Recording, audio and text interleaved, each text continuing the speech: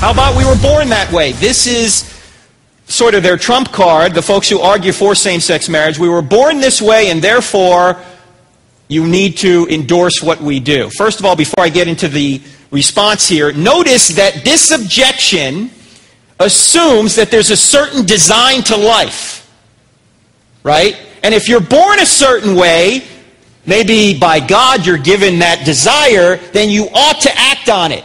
In other words, the assumption is that there's some sort of design to this, and since there's a design to it, it's right to do. Of course, what they deny is the design of their own bodies, which, as we talked about last time, the plumbing just does not work here. That should tell us something. So they're looking for design in terms of feelings, but they deny design in terms of anatomy. That's inconsistent. But let's talk about this question. We were born that way. My first question for someone who says that is how? How? How did this genetic trait get passed on to you? Did you have homosexual parents? I mean, think about it for a minute. Really. If there is some sort of genetic component to this, how is it passed on? You think it would have been wiped out a long time ago. If you're certainly an evolutionist, that should have been wiped out a long time ago by natural selection, right? If you're not an evolutionist, it still should have been wiped out. So I don't know how this happens, if it does. Of course, all the medical research into this doesn't show any genetic angle to it. They show much more of a genetic connection to the propensity to alcoholism than they do homosexuality. But we never say to alcoholics, you know, since you're born with it, you ought to go do it. You ought to go do more of it. Of course not. We know it's destructive. Really, the question, nature or nurture, is irrelevant. Behavior, not desire, is the issue. I have all sorts of desires I ought not act on, and I think maybe I'm born with them, but I ought not act on them. In fact, we're all born with a desire or an orientation to behave badly. From a theological perspective, this is called depravity. We're all depraved. We all have things that we struggle with. And we don't know where these desires come from, but we know they're there. And the worst thing we can do is take a desire we know that is destructive if we act on it and put it into the law as something the government ought to promote. And that's what the same-sex marriage people want to do. Desires, whatever their source, do not excuse behavior. Suppose I were to say that I had an inborn desire from the moment I was born to bash gays. Do you think the gay community would say, hey, you know, it's okay since you were born that way, you ought to bash me? You ought to bash gays. No, you'd say, hey, there's a problem here. I don't care how you were born with it, or if you were born with it. It's an illegitimate behavior regardless of where the desire came from. In fact, we have a word that describes what the principled restraint of destructive desires is. You know what that word is? The word is civilization.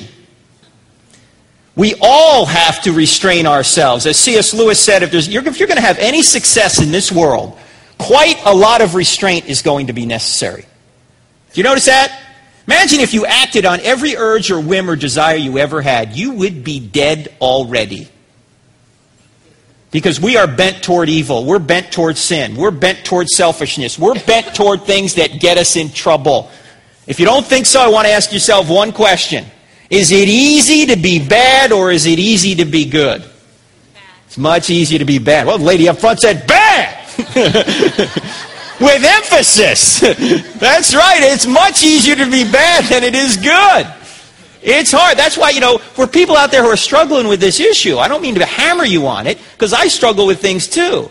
I'm just trying to point out the worst thing you can do is to take the desire, which causes pain and medical destruction, emotional destruction, social destruction, and try and suppress all the truth about that and put it up as some sort of thing that everybody ought to do. Going back to the scriptures in Romans 1, Paul says this is exactly what happens, that people not only do these things, they encourage others to do them as well. How about, here's a counter question to ask people who come up with this. Sometimes you don't have to know any of this stuff, you just ask a question. In fact, that's a good tactic Jesus used. Of course, he knew the answer, but he always wound up asking questions, didn't he? Here's a question to ask somebody who comes up with the objection, well, we were born this way. I have this desire from birth. Here's the question to ask. Should human beings act on every feeling or desire they have, regardless of where they come from? They can't answer yes. Because if they answer yes, you could say, you know, I got a feeling right now to punch you right in the mouth. By the way, that's not a Christian tactic. It's not endorsed by the, no. The point is that no. I don't care where your desires come from. There are many of them you ought not act on. What if they say, God made me this way?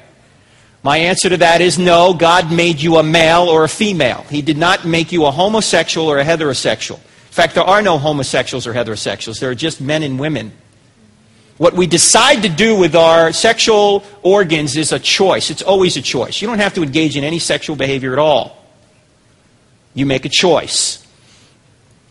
You might also ask this, is God responsible for every desire you have? If so, then God wants us to do evil because we all have desires to do evil, don't we? So obviously, all desires don't come directly from God. Evil desires are due to a fallen world. And if God designed you with these desires, you might ask him, then why didn't he design you with the right sexual equipment? Is God somehow missing it? Is he only halfway a designer where he gives you the wrong sexual equipment but the right desire? That wouldn't make any sense. Now, what if they turn it around on you and say, well, you're born a heterosexual? Because a lot of times they'll say that. Look, I'm saying I was born a homosexual, and you're going to tell me that you were born a heterosexual, so maybe, why can't I be born a homosexual? When someone asks me that question, I say, no, I was born a male. Again, I don't know where my desires came from. Also, there are no homosexuals or heterosexuals as a class. Those are behaviors. But if somebody asks me, did I have my desires from birth? My heterosexual desires? My answer would be, I don't remember, but I was born in bed with a lady. And there she is, right over there. I was born in bed with that lady right over there. There's my mom. Hi, Mom.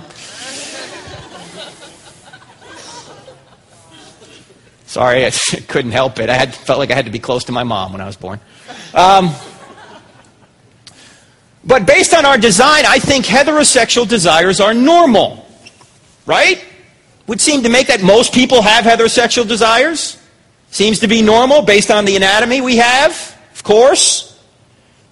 But does that mean there aren't people who may have been born with desires that are not heterosexual? Maybe that is the case, but again, that's not the issue. In fact, in this fallen world, some people are born with conditions or characteristics that are not normal and may actually lead to harm. Can you think of any? What's that? Sociopaths. Maybe born. Sociopaths actually know right from wrong, but they don't feel guilt. Some people are born with anger. They may have been born just angry. Does that make assault okay for them? Some people are born with medical conditions. Spina bifida. Or cystic fibrosis. Or some sort of mental deficiency. That does not mean that they ought to engage in behavior that worsens those conditions. Right?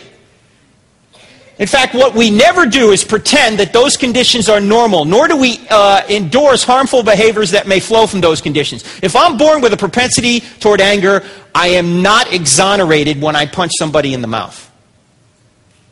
And we never say, you know, because you do have that desire, inborn, wherever it came from, whether it's inborn, whether it's nature or nurture, you ought to go be angry and you ought to go be violent. We never say that. Why do we say it when it comes to homosexual activity? Well, because it's about love. No, not really. We'll talk about it in a minute. Homosexuals want to endorse harmful desires and behavior. Remember, there's only three things the state can do. Prohibit it, permit it, or promote it. They want us to promote it. This is one that is a serious argument that homosexuals bring up. Some animals do it. In fact, I've seen some arguments, they say a quarter or a third of animals actually sometimes engage in homosexual behavior.